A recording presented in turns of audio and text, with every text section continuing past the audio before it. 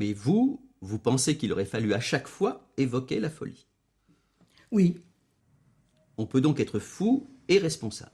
Alors, il y a une distinction à faire entre responsabilité subjective et responsabilité pénale, me semble-t-il.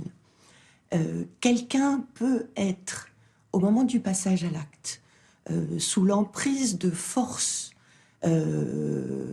pulsionnelles qui le débordent absolument, sous l'emprise d'hallucinations, sous l'emprise de voix qui lui commandent de commettre tel ou tel acte, et donc ne pas avoir un discernement et un contrôle de ses actes qui permettent de dire qu'il est pénalement responsable.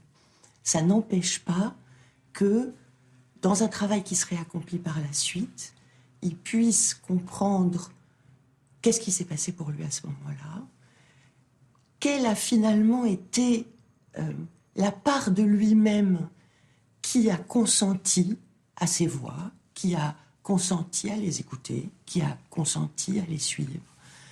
Et qu'est-ce qui fait qu'il en est arrivé là? Cela dit, vous le savez bien, l'évocation de la folie est vécue comme une douleur redoublée par les familles des victimes. Que les actes que ces gens-là ont commis soient affreux, que la peine des familles soit infiniment légitime et doivent être respectées à chaque instant, me paraît essentiel. Mais ce qui me trouble, c'est que le respect des familles soit devenu incompatible avec l'invocation de la maladie mentale. Parce que la maladie mentale existe et que ça ne diminue en rien ni l'horreur du crime, ni d'une certaine manière leur responsabilité subjective, même si leur responsabilité pénale est atténuée. Évoquer la folie, ce n'est pas excuser le crime.